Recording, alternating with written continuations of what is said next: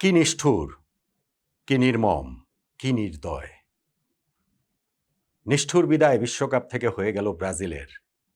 নির্মম বাস্তবতার মুখোমুখি এখন সে দেশের ফুটবল।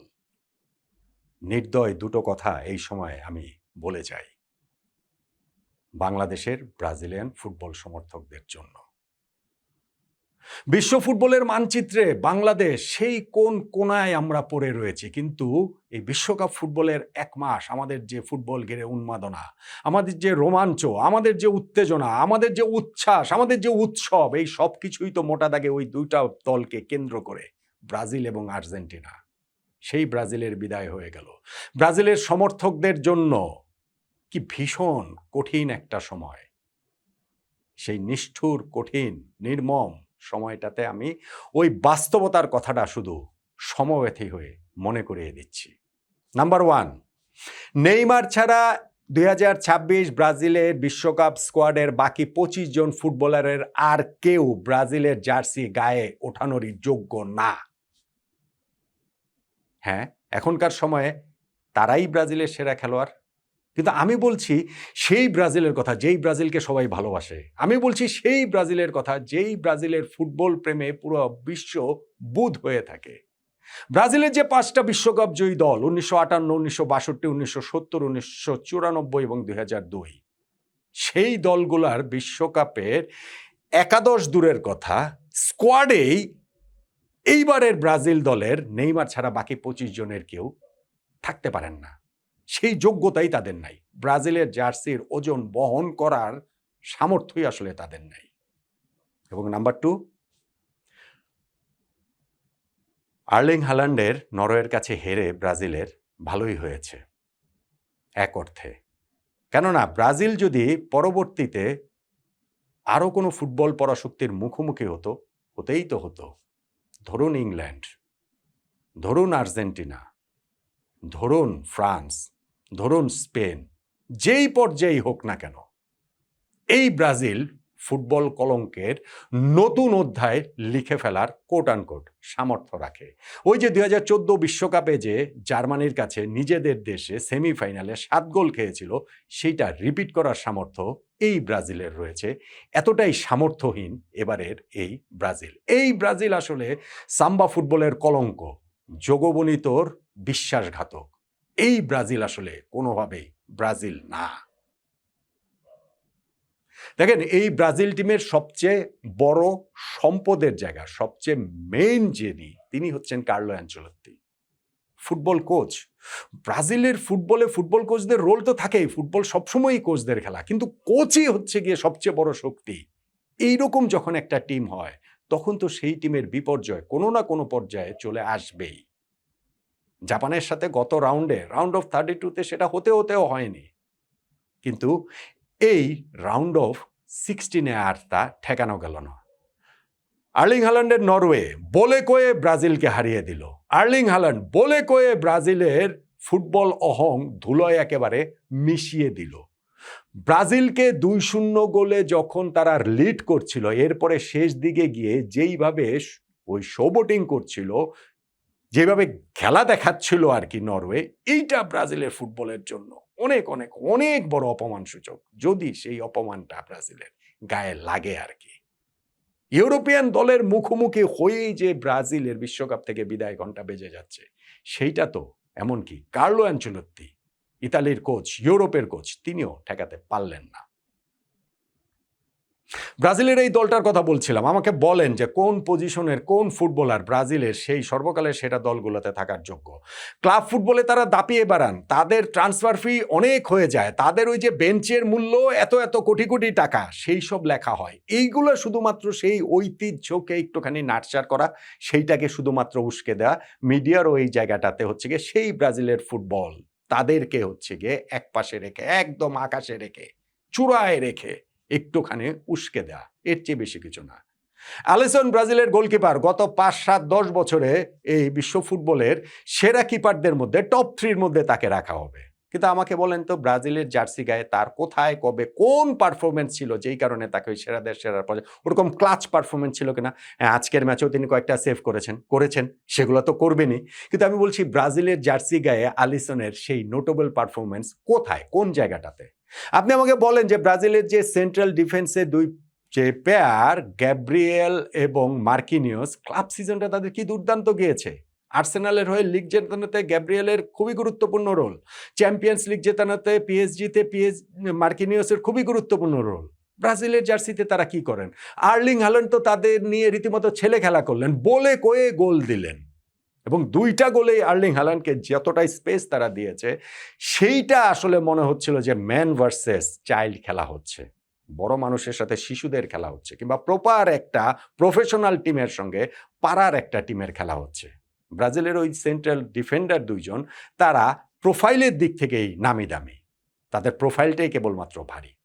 কাজের কাজ তারা কবে কোথায় করেছেন আমাকে বলেন যে ব্রাজিলের যে উইং ব্যাকে যাদেরকে খেলানো হচ্ছে, যেই অপশন, যেই ডানিলো, যেই ডগলাস সান্টোস, এরা ওই কাফু কার্লোসদের কি মানে কাফু কার্লোস পরবর্তী সময়ে যখন ব্রাজিলের দানি আলভেজ এসেছেন, মাইকন এসেছেন, মার্সেলো এসেছেন, তাদেরকেও মনে হতো যে না, ব্রাজিলের ফুটবলের মানটা আসলে পড়ে গিয়েছে। আর এখন এরা যারা আছেন, এরা কোনো উইং ব্যাক, এরা কোনো সাইড ব্যাক, এরা কোনো ফুল ব্যাক, কিন্তু দিব্যি ব্রাজিলের হয়ে খেলে যাচ্ছেন। কেননা ব্রাজিলের ফুটবলে এখন প্রতিবার ভীষণ ভীষণ ভীষণ রকমেরই আকাল।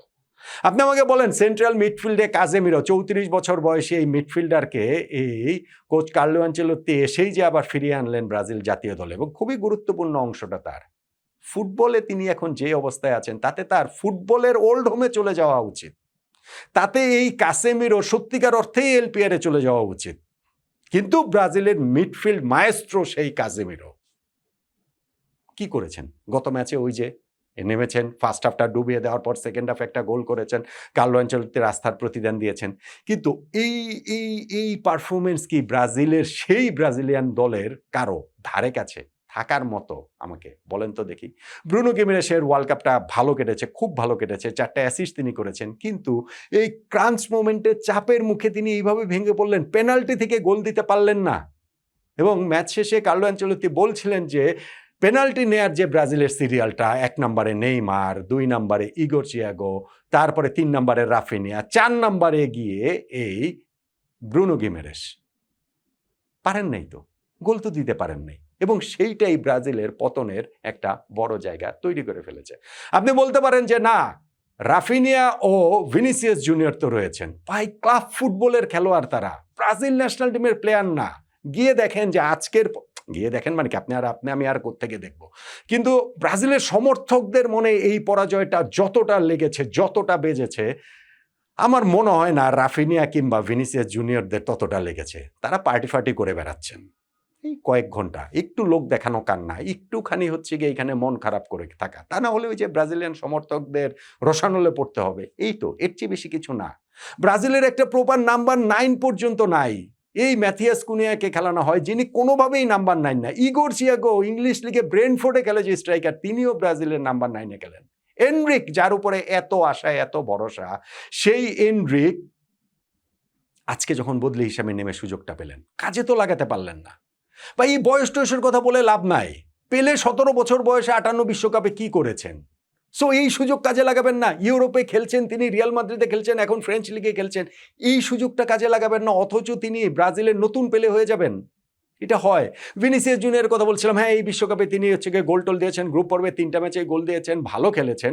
সেই ভালো আসলে কতটা ভালো? সেই ভালোকে আসলে ব্রাজিলের সেই বিশ্বকাপ জয়ী দলগুলার একাদশে না, স্কোয়াডে থাকার মতো ভালো আমার কাছে তো কোনোভাবে এটা মনে হয় না। হ্যাঁ, অবভিয়াসলি ব্রাজিল ইনজুরি ফ্রন্টে খুবই আনলাকি। এই জায়গাটাতে তাদের ফার্স্ট 11-এর পোটেনশিয়াল 3 জন ফুটবলার, এস্তেভাও, রদ্রিগো, এদের মিলিতাও, তারা বিশ্বকাপের আগেই ছিটকে গেছেন। বিশ্বকাপ চলাকালীন সময়েও এখানে রাফিনিয়ার ইনজুরি তাদেরকে আসলে ভুগিয়েছে। কিন্তু এইসব বলে লাভ নাই। ব্রাজিলে তো চিরকালই এরকম একজন না থাকলে আরেকজন স্টেপ আপ করেছেন, সবসময় তো তাই হয়েছে। সেইটা তো আমরা এই বিশ্বকাপে কোনো দিক থেকেই কোনোভাবেই আসলে দেখতে পাইলাম না। ছিলেন ওই একজন, আছেন ওই একজন, আছেন না, এখন আসলে ছিলেন। এখন আসলে তিনি সেই ইতিহাস হয়ে গিয়েছেন, ইতিহাসের অংশ হয়ে গিয়েছেন। বর্তমানে তিনি আর নেই, নেইমার। তার সেই কান্না ভেজা বিদায়। বিশ্বকাপ মানেই নেইমারের কান্না। সেই ২০১৪ বিশ্বকাপে কোয়ার্টার ফাইনাল ম্যাচটাতে কলম্বিয়ার বিপক্ষে তিনি ওই সুনিগার ফাউলটাতে যেইভাবে কান্নায় ভেঙে পড়েছিলেন, সেই কান্নার এক্সটেনশনে সেমিফাইনালে ব্রাজিলের সেই হৃদয় বিদারক পরাজয়। ২০১৮ বিশ্বকাপের কোয়ার্টার ফাইনালে বেলজিয়ামের বিপক্ষেও তাই। নেইমার তার সর্বোচ্চ দিয়ে সর্বস্বটা নিংড়ে দিয়ে চেষ্টা করেছিলেন, পারেননি। ২০২২ বিশ্বকাপের কোয়ার্টার ফাইনালেও ক্রোয়েশিয়ার বিপক্ষে তাই। কি ম্যাজিক্যাল একটা গোল তিনি এক্সট্রা টাইমে দিয়েছেন, কিন্তু সেই লিডটা পর্যন্ত ব্রাজিল প্রোটেক্ট করতে পারে নাই। টাই ব্রেকারে তারপরে হেরে বিদায় হয়ে যায়। এই নেইমারই ছিলেন জগবনিতর শেষ প্রতিনিধি। এই নেইমারই ছিলেন যার পায়ে সর্বশেষ এই সাম্বার ফুল ফুটেছে। এর বাইরে আর কেউ নেই, আর একজনও নেই। নেইমার এই ম্যাচটাতেও যদি ফিট থাকতে পারতেন, প্রথম একাদশে খেলার মতো ফিট থাকতে পারতেন, তাহলেও ব্রাজিলের গল্পটা অন্যরকম হতে পারত। ওই পেনাল্টিটা নেইমারই নিতেন। ব্রাজিল তখন শুরুতেই হয়তোবা লিডটা পেয়ে যেত, নিশ্চিতভাবেই লিডটা পেয়ে যেত। এবং শেষে গিয়ে যখন নেইমার ওই পেনাল্টি পেলেন, গোল করলেন, তাতে ৪ বিশ্বকাপে নেইমারের গোল হলো বটে, তাতে ব্রাজিলের পরাজয়ের ব্যবধান কমলো বটে, কিন্তু কি যায় আসে? তাতে কি যায় আসে? বিশ্বকাপ মানেই তো নেইমারের কান্নার ছবিটা সমর্থকদের মনে চিরস্থায়ী হয়ে গেঁথে রইল। বিশ্বকাপ মানেই তো নেইমারের ব্যর্থতার গল্পটাই আসলে থাকলো, নেইমারের ট্র্যাজেডিটাই আসলে থাকলো। ফুটবলেই তার এই যেই যুবরাজ কখনো মহারাজ হতে পারলেন না, এই আক্ষেপের জায়গাটা ছড়িয়ে দিয়ে নেইমার খেলা শেষে তো বিদায় বলে দিলেন যে এই আমার শেষ। নেইমারের যেখানে শেষ, ব্রাজিলের বিশ্বকাপ স্বপ্নটা যেখানে শেষ, সেইখান থেকে যে নতুন শুরু হবে, কোথায় হবে, কাদের দিয়ে হবে? এখন ব্রাজিলের যেই টিম যারা খেলেছেন, এর মধ্যে কে আছেন যিনি পোটেনশিয়ালি ওয়ার্ল্ড বিটার, যিনি ব্রাজিলকে এই অন্ধকার থেকে আলোর পথ দেখাতে পারেন, যিনি ব্রাজিলের ফুটবলকে আবার সেই সোনালী সময়ে ফেরানোর স্বপ্ন দেখাতে পারেন? এই ব্রাজিল দলে কেউ নেই, একজনও নেই। ছিলেন এক নেইমার, আর কেউ নেই। এই কারণে আমি বলছি যে এই নিষ্ঠুর, নির্দয়, নির্মম সময়ের বাস্তবতা হচ্ছে নেইমার ছাড়া এই ব্রাজিল দলের অন্য কেউ ব্রাজিলের ওই হলুদ জার্সি গায়ে ওঠানোরই যোগ্যতাই তাদের আসলে নাই। এবং ব্রাজিলের যে বিদায় হয়ে গেছে নরওয়ের কাছে হেরে, এটা এক অর্থে ভালোই হয়েছে। নইলে টুর্নামেন্টে ব্রাজিল টিকে থাকলে, প্রপার পরাশক্তির মুখোমুখি যদি ব্রাজিল হতো, ইংল্যান্ড, আর্জেন্টিনা, ফ্রান্স, স্পেন, তাহলে ব্রাজিল হয়তোবা আবারও সেই ৫-৭ গোল পর্যন্ত খেয়ে যেতে পারত। ব্রাজিলের কলঙ্কটা আরো অনেক বেশি তীব্র হতো। ব্রাজিলের ফুটবলে এখন অন্ধকার সময়। টানা ৬ বিশ্বকাপ ব্রাজিল জিতছে না, এবং এইটা কোনোদিন বিশ্বকাপ ফুটবলের ৯৬ বছরের ইতিহাসে হয়নি। ১৯৩০ সাল থেকে বিশ্বকাপ শুরু হয়েছে ব্রাজিল। প্রথম ওয়ার্ল্ড কাপ জিতেছে ১৯৫৮ সালে, কিন্তু ওয়ার্ল্ড কাপ তো গিয়েছে ৩০, ৩৪, ৩৮, ৫০, ৫৪। ৫ বিশ্বকাপ পরে ষষ্ঠ বিশ্বকাপ ব্রাজিল জিতেছে। তারপরে সেই প্রথম যে স্বর্ণ সময়টা ৫৮, ৬২, ৬৬, ৭০, ৪ বিশ্বকাপের মধ্যে ৩টা জিতেছে। এরপরে আবার ৫টা বিশ্বকাপ জেতেনি, ৯৪ সালে জিতেছে, এবং ওই সময় সেকেন্ড ফেজ ব্রাজিলের ফুটবলের স্বর্ণ সময় ৯৪, ৯৮, ২০০২। ৩ বিশ্বকাপের এই ফাইনাল খেলে ২বার তারা শিরোপা জিতেছে। কিন্তু তারপর আবারও এইবার ৬টা বিশ্বকাপের গ্যাপ তৈরি হয়ে গেল। হেক্সা মিশনে যে ব্রাজিল রয়েছে, সেইটা ব্রাজিলের বিশ্বকাপ না জয়ে তার হেক্সাটা হয়ে গেল। ব্রাজিলের ফুটবলে এখন ঘোর দুঃসময়, এবং নিকট ভবিষ্যতে আগামী বিশ্বকাপে কিংবা ধরেন তারপরে, ফুটবল তো প্রতিনিয়ত পরিবর্তনশীল, ভবিষ্যতে কি হবে জানি না, কিন্তু ওই রকম আরেকজন ম্যাজিশিয়ান এসে ওই রকম কালেকটিভলি ব্রাজিলের ফুটবলকে জাগানোর মতো কেউ এসে, হতে পারে সেটা তেলে সান্তানার মতো কেউ, হতে পারে সেটা কালেকটিভ ব্রাজিলের ফুটবলে সেই সৌন্দর্যের খোঁজে নিয়ে যে আবার যে কবে ব্রাজিলের ফুটবল ব্রাজিলের মতোই হয়ে উঠবে, এখনকার বর্তমান সময়ে দাঁড়িয়ে সেইটা দেখা যাচ্ছে না। বরং সামনে ব্রাজিলের ফুটবলের দুঃসময় আরও প্রলম্বিত হবে বলেই তো প্রবল আশঙ্কা করছি।